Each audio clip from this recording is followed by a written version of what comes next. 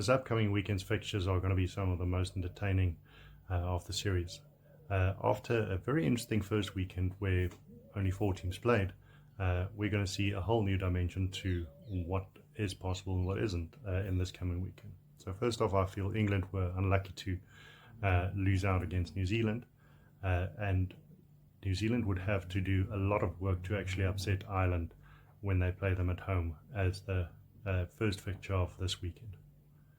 At the moment, I don't think New Zealand has the firepower to hold a candle to Ireland, and Ireland are more than likely going to put up a dominating performance and come away with the win day.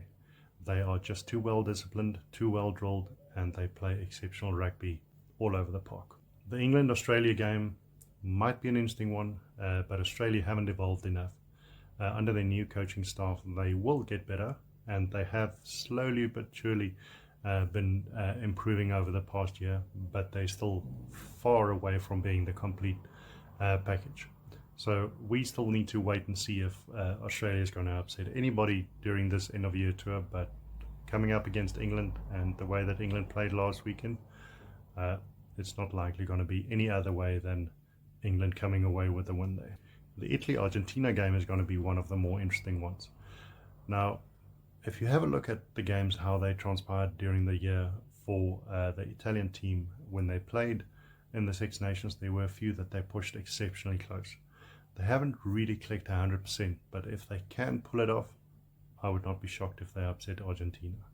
On the other hand, Argentina has beaten the Springboks, they've beaten the All Blacks, they've beaten Australia, and they actually have a chance to play Ireland to pick up a very rare set of upsets against some of the top teams in the world.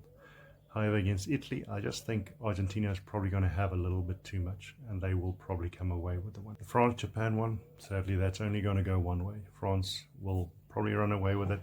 If Japan puts up a brave performance, they might get some credit in our power rankings, but I don't think there's going to be a lot of resistance from that Japanese team.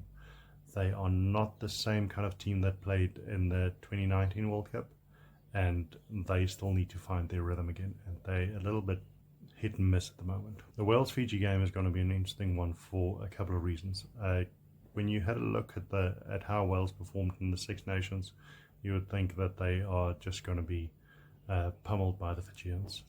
However, the test that they played during the middle of the year showed quite a bit of promise with a number of young players coming through who really impressed. The Fijian team, on the other hand, I'm just glad that they get to play a couple of tests against some of the top tier nations this year. That would really help them to gel a lot better as a team and compete a lot better when they need to face up against the top teams in the world when the next World Cup rolls around. With this one, it's a coin toss. It's honestly going to go either way, and it can very well be that it's a close game either way, or it can be the one or the other runs away. They're just both so unpredictable at the moment, and they haven't been able to put up consistent performances that would make you think it's going to go one direction or the other. After the past weekend and what Scotland actually did to Fiji, you would think the Scotland-Springbok game is going to be a very exciting one, and I would not be shocked if it is.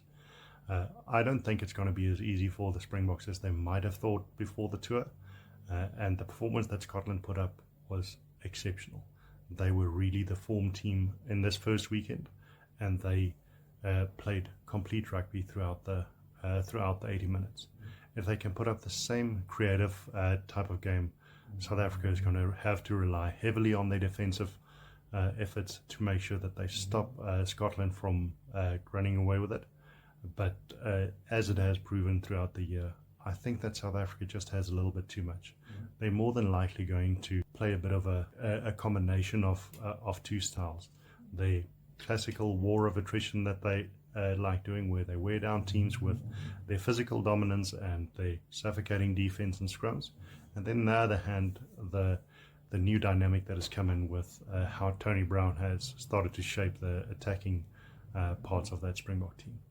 Overall, though, it is a little difficult to call, but I do believe it will still be a Springbok win. Probably not by as much as the South Africans would want, but definitely going that direction. So overall, we're in for a very exciting first full weekend of November internationals. Let's see how those pan out, and then see how our Taste Rugby power rankings actually look after that. I think it's going to be a very interesting one. I think at the end of this series, the whole complexion of what World Rugby looks like and how it has evolved will be very, very interesting, and it's going to set us up for a couple of very interesting games heading into 2025.